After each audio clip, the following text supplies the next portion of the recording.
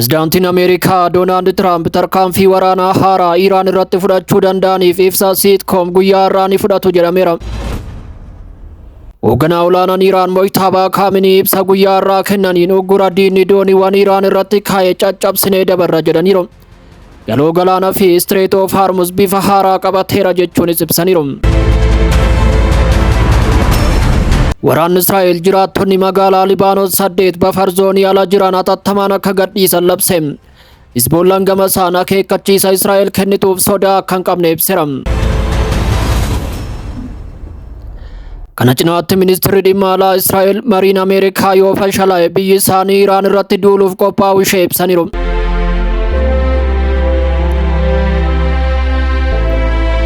Hoogganaa olaanaan Iraan Mojtabaa Khamenei ergaa barreeffamaa kamisaa irraa dabarsaniin diinni dirree waraana irratti mo'amuu himaniiru. Erga waraanni Iraan Ameerikaa fi Israa'el guraandhala 28 keeyyaas boqonnaa haaraan galoo galaanaa fi Strait of Hormuz bifa qabateera jechuun ibsaniiru. Hoogganaa olaanaan Iraan Teheraan naannoo galoo galaanaa haga dhumaatti ni to'atti jechuun uggura Ameerikaan daandii bishaan irra keesse caccabsinee bira dabarra jechuun ibsaniiru. Dabaluun bulchiinsi haaraan Strait of Hormuz tasgabbii guddinaa fi faayidaan diinagdee galoo galaanaa hundaaf akka fidu himaniiru. Gama biraan pirezidaantiin Iraan Masuud Pezeshkian uggura humna galaanaa Ameerikaan keesse kufaatiidhaaf akka murtaa'e ibsaniiru. Iraan guyyaa har'aa Ameerikaaf akeekkachiisa cimaa kenniteetti. Uggurri humna galaanaa USA fashalaa'uuf kan murtaa'e ta'uu ibsuun yeroo kamittuu tarkaanfiin akka fudhatamu hubachiisteetti. Erga pirezidaantiin Ameerikaa Doonaald Tiraamp uggurri ji'oota dhufaniif hojiirra akka oolu mallattoo agarsiisanii booda Iraan tarkaanfii cimaa fudhachuuf murteessuu himteetti. Pirezidaantiin Iraan Masuud Pezeshkian tarkaanfiin kun naannicha guutuu tasgabbii dhabsiisuu akka danda'us akeekkachiisaniiru. Ameerikaan buufata doonii Iraan irratti uggura kan keessa yoo ta'u, Iraan ammoo erga waraanni jalqabee kaasee Strait of Hormuz irratti to'annoo cimsiteetti.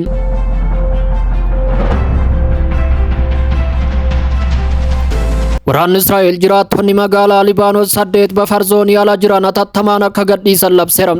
Hizboollaan gama isaan akeekkachiisa Israa'el kennituuf sodaa akka hin qabne ibseera.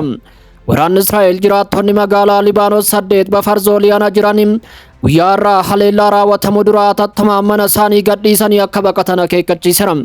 Hizboollaan gama isaan weerarri Israa'el yaadde kamiyyuu dachee Libaanos irratti akka hin milkoofne ibsuun abidda gaannamaa Israa'el irratti tufuu akka itti fufu dhaadateera.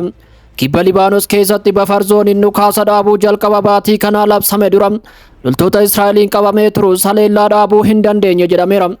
Kana cinaatti ministeerri dhimma alaa Israa'el mariin Ameerikaa yoo fashalaa'e biyyi isaanii Iraan irratti akka duultu labseera. Ministeerri dhimma alaa Israa'el Geediyoon Saar akka jedhanitti yoo marii Waashingtanii fi Teheraan gidduutti taasifamu hin milkoofne tarkaanfii waraanaa Iraan irratti fudhatamu filannoo ta'e akka itti fufu dubbataniiru. Saar gaafiif deebii Al Arabiyaa Ingilish waliin taasisaniin mariin Ameerikaa fi Iraan ammas yoo fashalaa'e filannoo waraanaa ni ilaalama jechuun ibseera. Israa'el haga daqiiqaadhuma Tiraamp gara daandii biraatti ce'uu qabna jedhanii murteessanitti dippiloomaasiif carraa akka kennitus dubbataniiru. Saar Israa'el Waashingtan irratti dhiibbaa guddaa qabdi yookiin USA gara waraana Iraanitti harkifte jedhu qoosaa jechuun kuffiseera. Pirezidaantii Tiraamp mataan isaanii Israa'el waraana kanatti akka isaan hin harkifne dubbatanii jiru jechuun inni hoogganaa cimaa fi ija jabeessa jechuun ibsaniiru. Saaritti dabaluun Ameerikaa fi Israa'el Iraan gonkumaa meeshaa niwukilaraa akka hin arganne mirkaneessuuf hiriiraa jiru jechuun Teheraan sirna hundee jabaa lafa kanarra jiru ta'uu ibsuun kaayyoon kun galma ga'uu kan danda'u Iraan yoo gaafiiwwan ijoo Ameerikaa deebiste qofa jedhaniiru. Gaafiin kunis yuuraaniyeemii badhaadhina qabu biyya biraatti dabarsuu fi badhaadhina guutummaatti dhaabuu irratti yoo walii galte ta'uu ibsaniiru.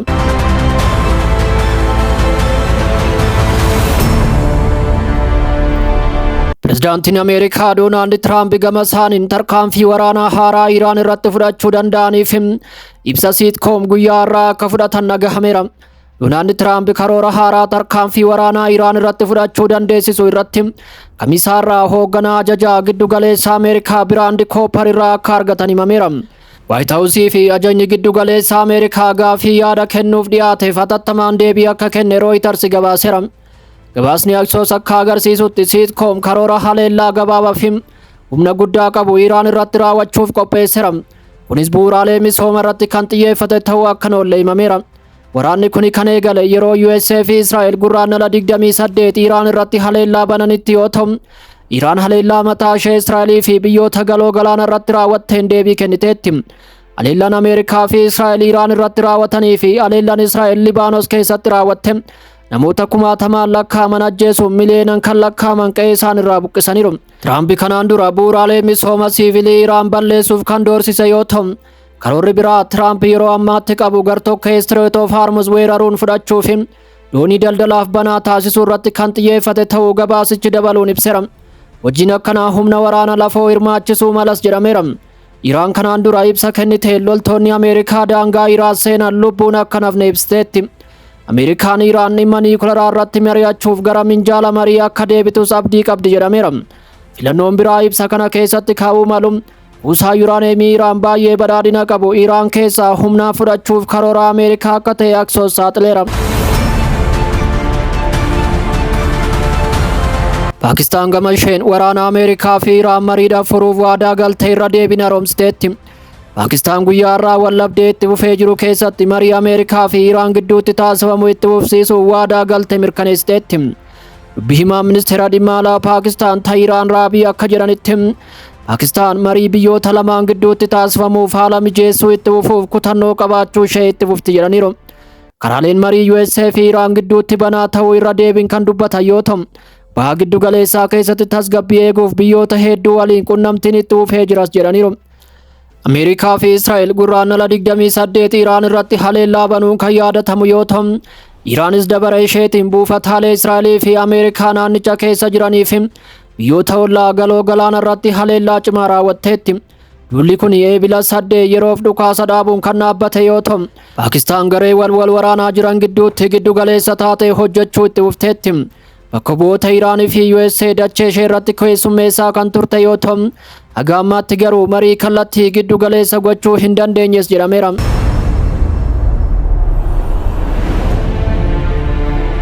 Egaa kabajamtoota hordoftoota keenya odeeffannoowwan yeroo kanaaf qabanne kanuma. Odeeffannoowwan waqtaawoo biroo qabannee haga walitti deebinutti bakka jirtan hundatti hamtuun isiniin argin jenne asumaan nagaadhaan.